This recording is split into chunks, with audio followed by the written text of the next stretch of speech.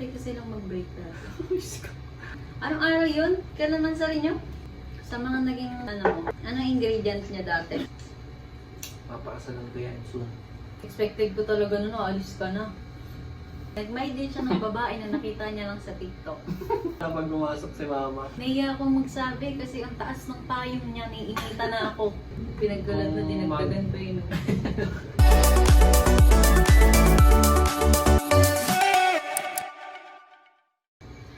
Okay, so yung gagawin natin is magsasagot kami ng question. Galing sa aming thankful. While drinking. 21 na po kami. Pwede na po yun. Sa legal age na po. Iba ko 16. Meron tayong, ano yan? Wine? Meron kaming wine. Case na maubos. Tapos ito. Tapos meron kami Pero pang chips. pizza. Ang aming, dito namin siya i-dip. Yeah. Una, na may mayo. May pizza. Okay, game. First question guys. Kailangan i-answer namin dalawa. Para sa akin yung unang kita kasi namin, bumibili siya ng toge sa may labas ng lugar nila. Tapos, nakilala ko na siya agad kahit parang hindi pa kami totally nagkikita talaga. Sabi ko siya yun sa kaibigan ko. Then natak agad ako sa buhok kasi mahaba. Sobrang bagay sa kanya. Nakilala ko sa ikita agad nung sa yun nga, nung bumibili rin ng toge. Bumibili ako ng lumpiang toge. Kasi hindi ko pa alam yung expression ko nun dapat. Kung naisip ko, siguro ikaw to kasi matangkad eh. Ayun, gusto ko yung sa'yo matangkad. Matik yan. Dahil yan. Next question guys. Next question. Siguro partner. Destiny. Wow! Sa akin partner kasi gusto ko tang kasama sa lahat. Gusto ko tang partner sa lahat. Kahit anong bagay, gusto ko yung kasama ko. Kahit anong gawin, gusto ko ikaw talaga kasama ko sa lahat. Bakit Destiny? Siyempre kasi parang nagkakilala tayo ng dati, parehas tayong may sa relationship. Tapos dumating na lang yung time na free na talaga. Yan, saktong-sakto. Unexpected talaga yun guys. Kung alam nyo lang yung full details. Pero inaantay kasi lang mag-break dati. Damn! Pero hindi kasi inaabangan ko lagi yung my day mo. Ito yung siguro anong araw yun? Kailan man sa inyo? Next question tayo guys. Hindi, wait lang. Wait lang. Tatagal to. Saglit lang. Sabi ko pag gantong araw na dapat nagmamay day na to ah. Galing Pero mo. inad ako ng dati, di ba? Galing ko. Hindi ko alam. Inad ako ng dati. Tapos hindi ko siya in-accept. Hindi pa naging tayo. Pero inano niya, tanggal niya yung nickname natin. Ikaw nagtanggal nun. Okay, ito ko naman gagawin ko yun eh. Next question tayo guys. Next. Ako. Trust. Tapos patience. Kasi saan hindi talaga maiiwasan na parang magagalit. Yun. Ang sa akin pala, understanding. Kasi yung pag-aaway talaga, hindi yan maiiwasan. May mga times talaga na mag-aaway kayo. Kaya kailangan yung understanding talaga. Sa relationship is meron. Para lalo kayo magtagal. Magkakaintindihan kayo na maayos. Pero patience lang. Tsaka trust. Patience. Kasi ikaw, Oh. may Ako, pasensya. kailangan may patience. Ako wala. Sa trust, syempre, kung gusto mong secured na kasi yung future mo, dapat magtiwala ka sa partner mo. Kailangan talaga yun. Dapat pagkatiwalaan ka din. Kailangan may tiwala kayo sa isa't isa. Oo, dapat give and take. Hindi yung take ka lang ng take. Next question. Sa mga naging anong ingredients niya dati? Suka. Panis! Sorry po. Next question. Next. Nakikita ko yung future natin na magkasama pa rin. At the same time, yung mga gusto natin, ina-achieve na rin natin na magkasama. Kayo, Nancy? Pares tayong successful yun. Hindi totally successful, basta nakakapag-provide tayo. Yung kaya natin. Kumbaga, successful kasi medyo mahaba-habang journey talaga. Kailangan natin tulungan. Yeah. Next! Bakit sino dati yung sinabi mo nung mapangasawa? Ikaw. Hindi. Yung sinasabi yung kita ko yung Next question. future ko sa'yo. Next question Sino? na. Ikaw. Hindi ako yung unang sinabihan mo. Nakita mo, alam mo mag-girlfriend ka. Alam mo magiging girlfriend mo ko. Panis. Galing guys. Kaklase kita ng grade 5, alam mo yan. Kuha ka pizza. Sarap ng pizza guys. Promise. Ulit-ulitin ko na sa inyo. Talaga, legit. Next. Sa akin, marami akong dreams ng kasama ka. Gusto ko syempre magkaroon ng bahay, successful tayo. Gusto ko lahat ng gusto natin mabili, gusto mabili natin. At the same time, gusto ko yung matutulungan natin syempre yung pamilya natin or kung sino man yung gusto mong tulungan. Kung paano natin siya ma-achieve, give and take lang tayo, dalawa, parang magkasama lang palagi. Gusto ko syempre magtutulungan tayo para ma-achieve natin together. Pares tayo. Give and take na. Doon lang natin masusupport yung each other. Ayun talaga, ang tulungan lang. Next. Pakumbaba, para mas mag-aibindihan. Depende na lang kapag sobrang galit na galit talaga. Yan hindi pa makakag-usap. Mga siguro pag lumanda na siya, bigyan mo ng prize. Mga ng Jollibee. Yan ko lang kumain niya ng Niyaya mo ko noon tapos wala kang ginawa. Paano? Hindi ko alam kung galit na galit ka na talaga. Galit na nga. Hinayaya niya na ako tapos hindi niya po ginawa. Ano eh? Sa'yo? Ikaw, paano kayo nag-ano dati? Ngayon, yung tinasagot. Paano mo hinahandle yung conflict? Sagutin mo yan. Kulit ka. Siyempre, tatahimik na lang ako. Yun. Hindi kasi sabi kung ano na nasabi ko tapos nasasaktan pa kita dati pag hindi mo ko pinapatigil. As in yung, alam mo yun, nakukurot kita ng sobra, ganun. Pag di mo na nakakontrol sa sarili mo.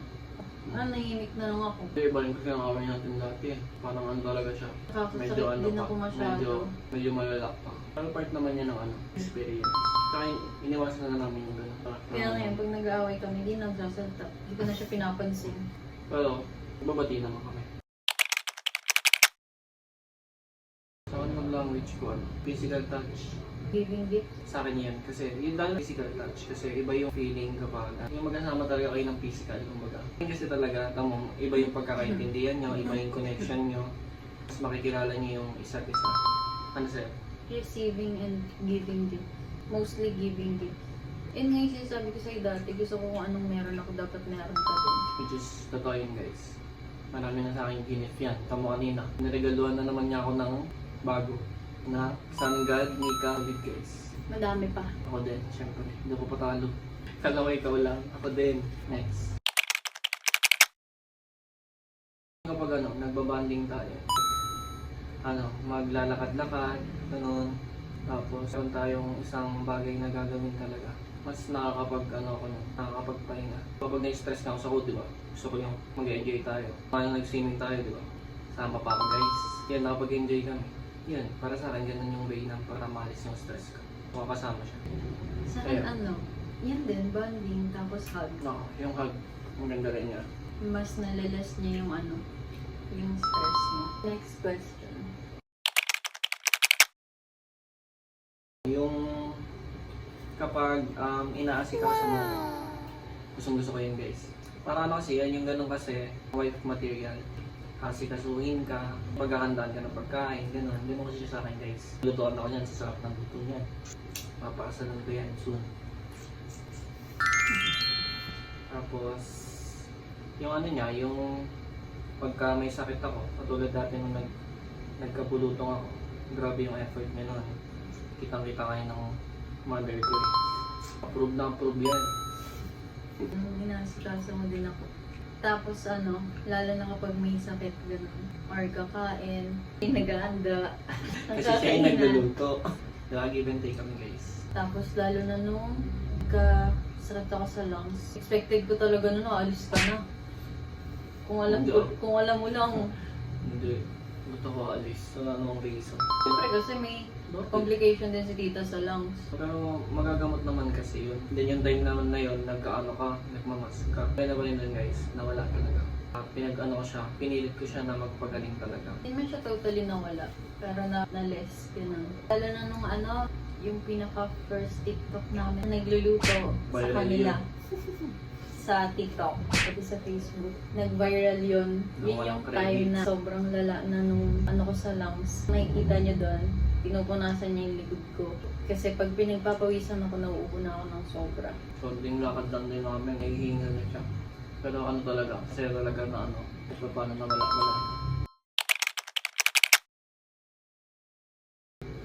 kapag minsan nagiging busy, di ba? Ngayon kapag hindi ka na busy, syempre, yung free time mo, ilalaan mo na sa relasyon nyo.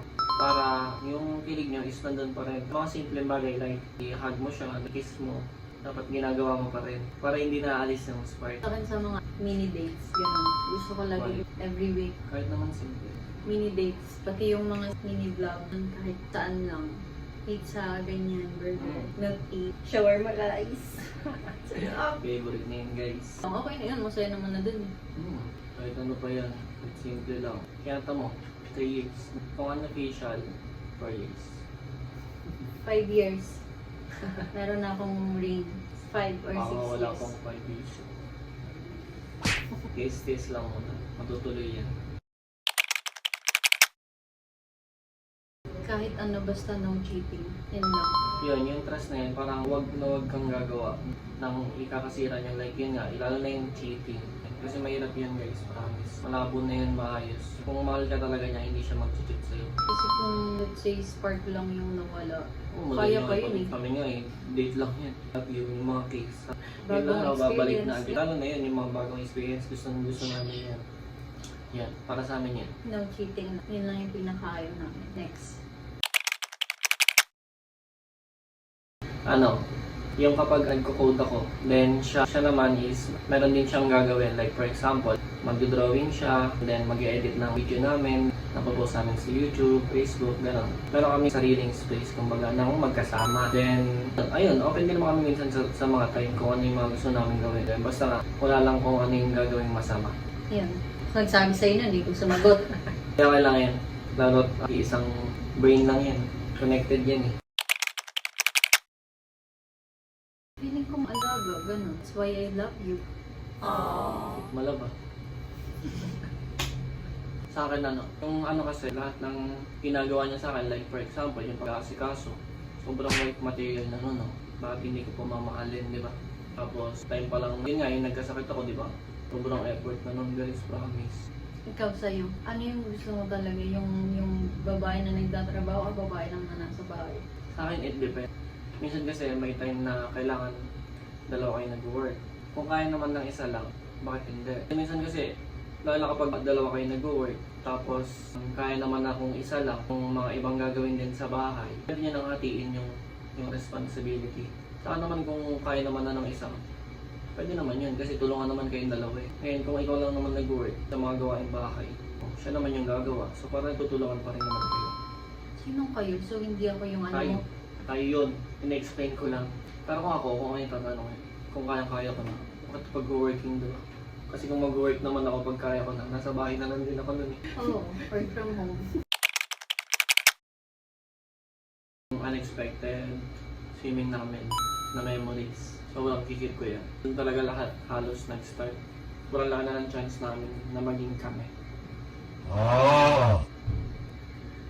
Nag-usap na kami. Graduation namin May 21, 2022. May 22, swimming. Nag-usap na kami ng 23. Sa 25, nag-my day ka ng babae mo ng 28.